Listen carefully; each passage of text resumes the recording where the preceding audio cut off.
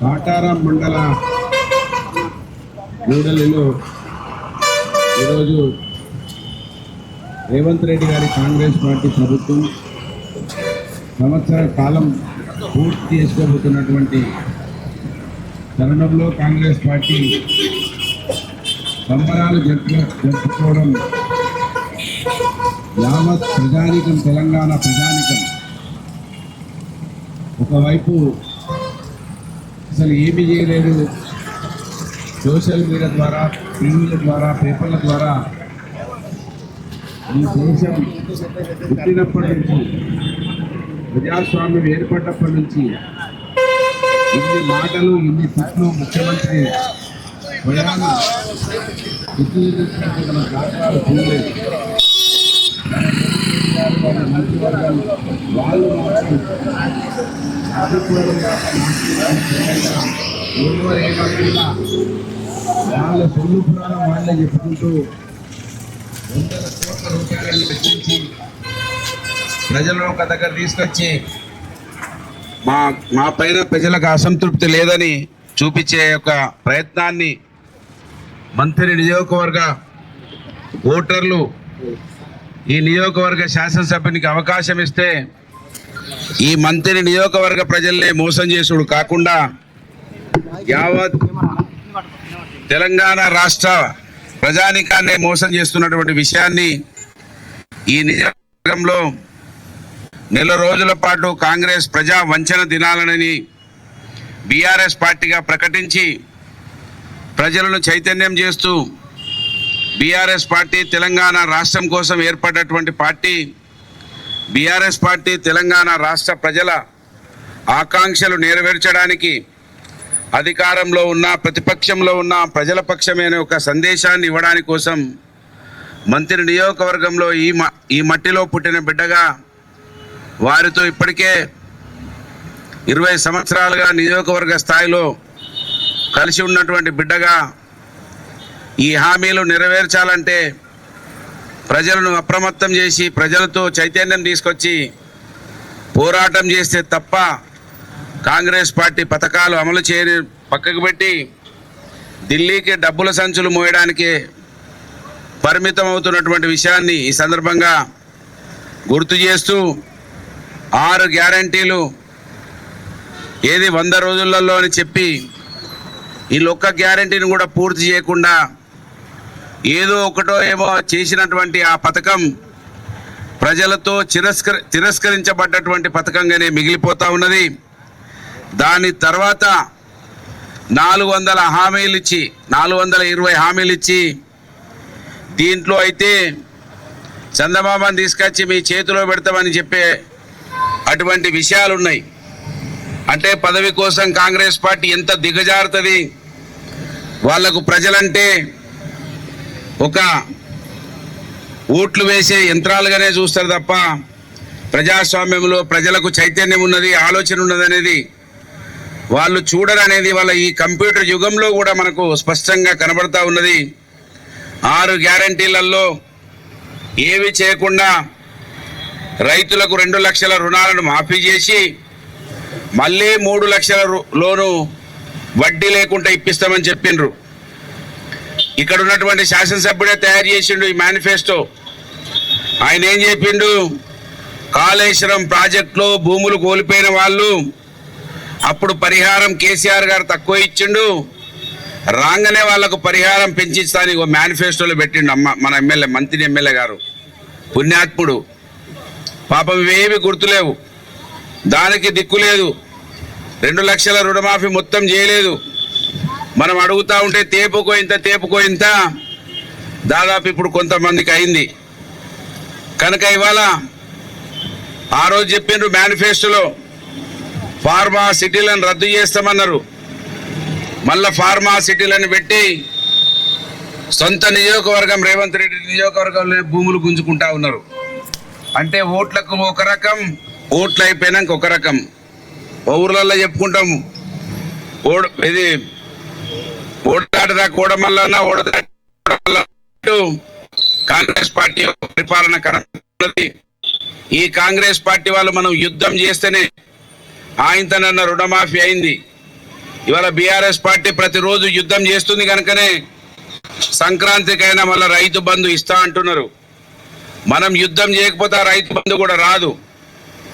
500 bonus వేసినాం అంటున్నారు. 500 bonus సన్న వడ్లకు వేసిండ్రు. మరి సన్న వడ్లకు వేస్తే దొడ్డు వడ్లకు సన్న వడ్లకు అన్నిటికీ వేస్తామన్నారు. ఒక సన్న వడ్లకే పరిమితమైనరు. మా కాటార మండలంలో ఈ ప్రాంతం అంతా పత్తి వండిస్తారు. మాదేపూర్ ప్రాంతంలో మిర్చి వండిస్తారు. మన మలహార్లో మిర్చి వండిస్తారు. రకరకాల పంటలు వేస్తారు. మరి వాళ్ళకేమి ఇయ్యరా మీరు? వాళ్ళకేమి ఇయ్యరా ప్రోత్సాహము?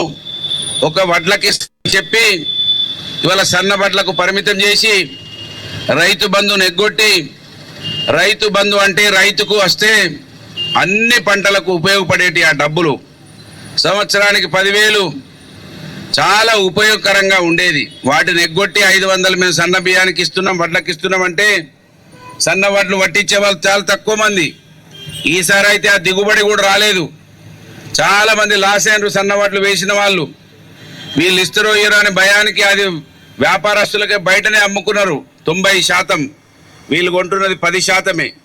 అంటే ఏ విధంగా ఎత్తగొట్టాలి, మోసం చేయాలి అయిపోయింది. ఇక మాకు 4 సంవత్సరాలు ఏం కాదు.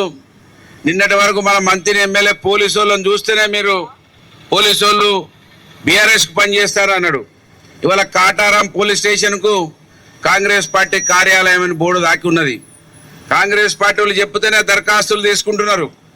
పోలీస్ స్టేషన్లు ఇవాళ ప్రజలకు రక్షణగా లేవు. కాంగ్రెస్ వాళ్లకు ఎస్కాట్లు, పైలట్లు పెట్టడానికి పోలీస్ స్టేషన్ పనిచేస్తూ ఉన్నది. అనేక ఫోన్లు వస్తున్నాయి. నిన్ననే ఒక అమ్మాయి వచ్చింది, నన్ను చాలా కొట్టిండ్రు, ఎస్ఐ పట్టించుకుంటలేడు, ఎవరు పట్టించుకుంటలేరు అని ఒక అమ్మాయి వచ్చింది.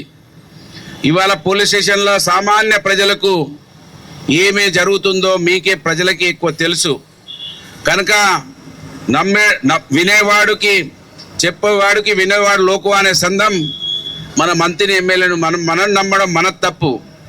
మోసం చేయడం అనేది వాళ్ళ వంశంలోనే ఉన్నది, వాళ్ళ కుటుంబంలోనే ఉన్నది. కాటారం మండల ప్రజల ఓట్లతో గెలిచి ఇవాళ కాటారంకి ఏం జరిగిందో మీరే చెప్పాలి. 100 కోట్ల రూపాయలు, మనిషికి 500, ఇంకేమేమి ఇచ్చిండో మీకే ఆ పోయిన వాళ్ళని అడిగితే చెప్తారు. క్యాషే 500, ఓట్లప్పుడేమో 1000, ఇప్పుడేమో 500. ఆ సభను పెట్టి ఇక ప్రజల్లో మా మీద వ్యతిరేకత లేదని చెప్పించుకునే ప్రయత్నం మంత్రి ఎమ్మెల్యే ఆ రోజు కొయ్యూరు సభ పెట్టి తెలంగాణ కోరుకుంటలేరని కిరణ్ కుమార్ రెడ్డిని తీసుకొచ్చిండు. కిరణ్ కుమార్ రెడ్డిని తీసుకొచ్చి కొయ్యూరులో సభ పెట్టి తెలంగాణ అవసరం లేదని ఢిల్లీకి ఖబరు పంపించిండు. ఇదే మన ఎమ్మెల్యే. ఇవాళ ప్రజలేమో మాకు ఏమి ఇస్తలేరు, అన్యాయం అవుతున్నదని, అయ్యో ఈ విధంగా ఉంటే మేము ఎట్లా బతుకుతామని ఒకవైపు ప్రజలు ఏడుస్తుంటే అది కనబడద్దని 100 కోట్ల రూపాయలు పెట్టి పెద్దపల్లిలో సభ పెట్టి ఏం అందరికీ మంచిగానే ఉన్నారు, సంతోషంగా ఉన్నారని మళ్ళీ ఈ రాష్ట్రానికి సందేశం ఇచ్చడానికి 100 కోట్లు ఎవరన్నా ఎదిగితే వాళ్ళ మీద 100 మాటలు అబద్ధాలు చెప్పుడు, ప్రజలకు దూరం చేసుడు, ఓట్లు వస్తే నోట్ల సంచులు తీసుకొచ్చుడు. ఇవాళ మాత్రం మళ్ళీ మనకు చెంచడు నీళ్లు పోయినటువంటి పరిస్థితులు మీకే కనబడతా ఉన్నాయి. కనుక కాటారం మండలం నుంచి ఎక్కువ చైతన్యం రావాలి. పథకాల అమలు కోసం ఇవాళ ముఖ్యమంత్రి రేవంత్ రెడ్డి గారి నియోజకవర్గంలో ఎట్లనైతే కొడంగల్ ప్రజలు తిరగబడ్డారో, కలెక్టర్ను సైతం ఇవాళ ఐఏఎస్ ఐపీఎస్ అంటే ఒకప్పుడు గ్రామాలలోకి వస్తే గౌరవం ఉండేది. ఎస్పీ వచ్చిండంటే, కలెక్టర్ వచ్చిండంటే మాకేదో మేలు జరుగుతుంది అనుకునేది. ఇవాళ ఈ కాంగ్రెస్ పార్టీ పరిపాలన పుణ్యంగా కొడంగల్లో కలెక్టర్నే దొబ్బేసేటువంటి పరిస్థితులు వచ్చినాయి. అంటే వీళ్ళ ఏ విధమైన పరిపాలన ఉన్నదో మనం కొడంగల్ సంఘటనను అక్కడ నిర్మల్ దగ్గర ఆర్డీఓ గారి కారునే కాలబెట్టిండ్రు. వీళ్ళ పుణ్యాన అధికారుల పరిస్థితి ఏ విధంగా ఉన్నదో మనకు అర్థమైతా ఉన్నది. కనుక మనం కూడా చైతన్యవంతులమై నిలదీస్తే తప్ప వీళ్ళు పథకాలు ఇవ్వరు, దోసుకుంటారు, దాచుకుంటారు. ఇప్పటికే మంత్రులు అయితే 1000 కోట్లకి వెళ్ళిపోయినరు, ఎమ్మెల్యేలు 100 కోట్లకి వచ్చేసిండ్రు. ఎమ్మెల్యేలు దోపిడీ ఎక్కడ పడితే అక్కడ. కాటారం ఉన్న ప్రజలు ఆలోచించాలి. లారీలన్నీ నాయే అని చెప్పిండ్రు. తాత ముత్తాతలు ఆస్తాడు మన ఎమ్మెల్యే. పాపం అవి మాత్రం ఆగుతలేవుగా. ఆస్తి ఎటు పోతుందో, ఆ పైసలు ఎవరికి పోతానేయో, లారీలు ఎటు పోతున్నాయో ఈ కాటారం సెంటర్ నుంచే జరుగుతూ ఉన్నది మొత్తం కుంభకోణం అంతా కూడా. ఇవన్నీ కూడా గమనించాలని ఇవాళ ఈ ప్రజా వంచన దినాలు, కాంగ్రెస్ ప్రజా వంచన దినాలలో బీఆర్ఎస్ పార్టీ శ్రేణులు అప్రమత్తమై ప్రజలను చైతన్యవంతం చేస్తే ప్రజలు ఎప్పుడైనా గుర్తుపెట్టుకుంటారు. అధికారంలో ఉన్నప్పుడు ఏం చేసిండ్రు, ప్రతిపక్షంలో ఉన్నప్పుడు ఏం చేసిండ్రు అనేది ప్రజలు సూక్ష్మంగా గమనిస్తారు. కనుక మన వంతు బాధ్యత. కాంగ్రెస్ వాళ్ళు చేసేది ఏమీ లేదు, సొల్లు. ఓన్లీ పోలీసు వాళ్ళకి చెప్పి కేసులు పెట్టిస్తారు. ఆ కేసులతోటి మనకి ఏమీ ఫరకపడది. మన ప్రభుత్వం రాగానే ఒక్క కేసు లేకుండా తీపిచ్చే బాధ్యత నాది. ఆ కేసులతోటి ఏం భయపడాల్సిన అవసరం లేదు. అవి ఉత్తమ కేసులే, అవి ఆగేటి కావు, నిలబడేటి కావు. దాంతో అయ్యేది లేదు, పోయేది లేదు. నాయకులుగా మనం భయపడద్దు కేసులకు. మన నాయకుల మీద కూడా పెడుతున్నారు, కేటీఆర్ మీద, హరీష్ రావు మీద, అందరి మీద కేసులు అవుతున్నాయి. వాళ్ళంతా కూడా గమనిస్తూ ఉన్నారు.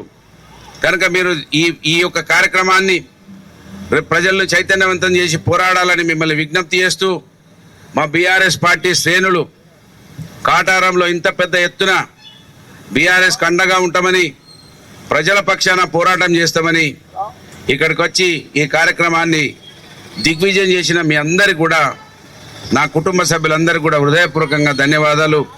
పత్రికా విలేకరులందరికీ కూడా హృదయపూర్వకంగా నమస్సుమాంజలు తెలియజేస్తూ ముగిస్తా ఉన్నాను. జై తెలంగాణ, జై కేసీఆర్, జై కేటీఆర్. ధన్యవాదాలు.